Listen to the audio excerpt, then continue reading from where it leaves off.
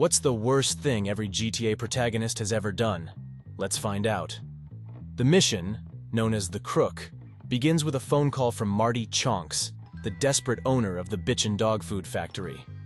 Marty's business is floundering, and he's concocted a dark plan to settle his debts. He needs Claude's help, and in the underworld of Liberty City, you don't say no to such requests if you want to survive. Claude's task is simple, yet macabre. He must pick up the bank manager, who has been bleeding Marty dry with exorbitant loan repayments. The unsuspecting manager enters Claude's car, unaware of his fate. They drive to the factory, where Marty's true intentions unfold. In a shocking turn of events, the bank manager meets his end, and his remains are processed into dog food, a grim solution to Marty's financial woes. This mission is a stark reminder of the lengths to which people will go when pushed to the edge. Claude, a man of few words, carries out the task with chilling efficiency, leaving players to ponder the darkness that lies within the silent protagonist. He literally turned them into dog food. Gotta be the worst thing he has ever done. Now Tommy. He literally bombed a mall. For context, Tommy orchestrates this attack in an attempt to kill Ricardo Diaz, a powerful drug lord who had previously set him up to be killed. Tommy's motives are revenge and eliminating a rival in the criminal underworld. But the way he goes about it shows just how little regard he has for innocent lives. The plan is to rig a remote bomb to explode when Diaz is at the mall doing some shopping and dining. Sounds simple enough for an experienced guy like Tommy, but he doesn't plant a precise device. Instead, he rigs the entire mall with explosives, essentially turning it into one massive bomb. When the detonation is triggered, the blast tears through the mall, killing and maiming countless innocent shoppers and employees who had nothing to do with Tommy's vendettas. We're talking about potentially hundreds of civilian casualties. Most of Tommy's other crimes, while still reprehensible, were at least targeted attacks against other mobsters or drug dealers. The mall bombing stands out as an instance of Tommy using completely disproportionate and indiscriminate violence against the general public. The in-game cutscenes don't really do justice to the sheer loss of human life. But just imagine all those shoppers, kids, parents, teenagers, elderly people, all getting shredded by shrapnel and flames because Tommy wanted personal revenge. It's a brutal and remarkably evil act. Sure, Diaz was the primary target, and he was a very bad dude himself. But clearly Tommy didn't care how many innocent bystanders got caught in the crossfire of his vendetta. That's an evil impulsiveness and lack of conscience that makes this mission a particularly dark moment. While GTA gamers are no strangers to virtual violence, the Vice City Mall bombing really takes things to another level of sociopathy for Tommy Vercetti. And crazy, heinous crime that I'd argue makes it his most evil action in the whole game. GTA San Andreas. In Deconstruction, CJ seeks revenge on a group of construction workers who harassed his sister Kendall. The mission culminates in CJ burying the foreman alive in cement while he's trapped in a portable toilet. This act is arguably CJ's worst because it's not just about eliminating a rival or a criminal. Other contenders for CJ's most heinous acts include ruining Mad Dog's rap career. CJ steals Mad Dog's rhyme book to help his friend OG Locke's rap career, which leads to Mad Dog's near suicide, killing an innocent manager. On OG Locke's behalf, CJ kills Mad Dog's manager by driving him and his girlfriend into the ocean. Attacking the Ballas at a funeral.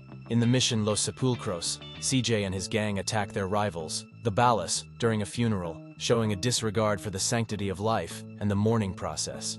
These actions, while part of the game's narrative, highlight the darker aspects of CJ's character and the extreme measures he's willing to take. Now, GTA 4. Nico was literally a human trafficker. Niko Bellic, the war-torn protagonist of GTA 4, is a character who embodies the harsh realities of a life steeped in crime and violence. His journey from the battlefields of the Yugoslav wars to the streets of Liberty City is marked by a series of morally ambiguous choices and desperate acts of survival. Among these, his involvement in human trafficking stands out as a stark reminder of his troubled past. After the war, Nico found himself entangled with Ray Bulgarin, a name that would haunt him for years to come. Under Bulgarin's orders, Nico worked in a human trafficking ring, an operation that would culminate in a tragic incident at the Adriatic Sea. During a smuggling run into Italy, the boat carrying human cargo sank, and while Nico managed to swim to safety, the lives and hopes of many were lost to the depths. This event would not only shape Nico's future, but also serve as a grim testament to the lengths he would go to survive. The loss of the boat was a significant financial hit to Bulgarin, who believed that Niko had intentionally scuttled the ship and stolen his money. This accusation would set off a chain of events that led Niko to Liberty City, seeking a fresh start and escape from his past. Niko's involvement in human trafficking is a dark chapter in his life that cannot be overlooked, despite the charm and depth he brings to the narrative of GTA 4. It's a reminder that even the most likable characters can have a history filled with actions that are difficult to reconcile. Luis Lopez, known for his quick wit and street smarts, is no stranger to the high-stakes world of Liberty City's elite. But even for Luis, the mission, for the man who has everything, takes the cake for sheer audacity. Yusuf Amir, the flamboyant billionaire with a taste for the extravagant, tasks Luis with a heist that's straight out of a Hollywood blockbuster. The target, a moving subway train. The method, a series of precisely timed explosions that would make any demolition expert green with envy. As the mission unfolds, we see Luis in his element, navigating the underbelly of the city with a cool head and steady hands. He positions himself above the tracks, waiting for the perfect moment to leap onto the train. Once aboard, he plants the sticky bombs with surgical precision, and in a heart-stopping moment, detonates them to unhitch the carriages. The result is nothing short of cinematic. A train bombing that sends shockwaves through the city and cements Luis's reputation as a man who gets things done, no matter how outrageous the task. Now Tony Cipriani, the protagonist of Grand Theft Auto, Liberty City Stories, is known for his unwavering loyalty to the Leone family. But there's one mission that stands out, casting a long shadow over his character. The mission, bringing the house down. Set in the heart of Liberty City, an equivalent to New York's bustling Manhattan, this mission sees Tony committing an act of sheer terror. But what could drive a man to such extremes? Let's set the scene. It's the year 1998, and the Leone family is locked in a fierce battle for control against the rival Forelli family.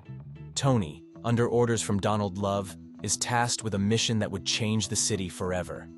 The plan is simple, yet devastating. Tony is to plant explosives in the subway tunnels beneath Fort Staunton, a Forelli stronghold. The goal? To obliterate the neighborhood, crippling the Forelli's operations and assets. As Tony pushes the detonator, the ground shakes, buildings crumble, and a once-thriving district is reduced to rubble. The aftermath is catastrophic, with countless lives lost in the blink of an eye. Why did Tony do it? For the Leone family, it was a strategic move to wipe out the Forellis. For Donald Love, it was a cold calculation for profit and redevelopment. And for Tony, a hefty sum of $5,000 and the promise of power. But at what cost? GTA 5, Los Santos, a city of glitz, glamour, and untold corruption. It's here that our anti-heroes, Franklin and Michael, find themselves entangled in a web of deceit, forced to carry out a heist that would shake the very foundations of the city's law enforcement. The mission, known as the Bureau Raid, is a pivotal moment in GTA 5's storyline. It's a heist that requires meticulous planning, stealth, and an unflinching resolve to see through a plan that many would consider unthinkable. Regardless of the method, the objective remains the same: infiltrate the FIB headquarters and erase incriminating evidence against them. Franklin and Michael, along with their chosen crew, set the stage for what is arguably their most audacious act. Under the guise of a janitor, Michael plants bombs within the building, while Franklin stands by to detonate the charges at the crucial moment. But why resort to such drastic measures? The answer lies in the desperation to protect their own lives and freedom. The FIB, corrupt and manipulative, left them with no choice. It was a move to outsmart their puppeteers and reclaim control of their fates. Finally, Trevor. And oh boy, this can be an entire separate video. Trevor, known for his wild antics and unhinged behavior, has committed a litany of crimes throughout his time in GTA 5. But it's his domestic terror, the psychological and physical torment of Floyd and Deborah, that stands out as particularly heinous. Floyd Hebert, a relative of Trevor's friend Wade, is a meek dock worker living with his girlfriend Deborah in Vespucci Beach. Their lives take a dark turn when Trevor forces his way into their home, turning it into his temporary safe house. Asterisk Deborah, rightfully outraged and terrified, confronts Trevor with a gun, while Floyd, pushed to his limit, brandishes a knife. The screen fades to black, and the next thing we know, Trevor exits the apartment covered in blood. leaving the fate of Floyd and Deborah to our imaginations. This moment is a stark portrayal of Trevor's capacity for cruelty. It's not just the implied violence that shocks us, but the psychological warfare he wages on two people who, despite their flaws, did not deserve such a fate. Some might argue that this event fits Trevor's character, a man unhinged and unbound by societal norms. Yet, this act goes beyond his usual bravado and into the realm of the unforgivable. It's a moment that challenges players' perceptions of Trevor, pushing the boundaries of what we can tolerate in a protagonist. And that's all, folk. Maybe I'm forgetting something, but hey, if you don't remember something, it might be because it's not worth remembering. Anyway, if you enjoyed the video, then please don't forget to subscribe to the channel, and I'll see you in the next one. Till then, take care and have a nice day.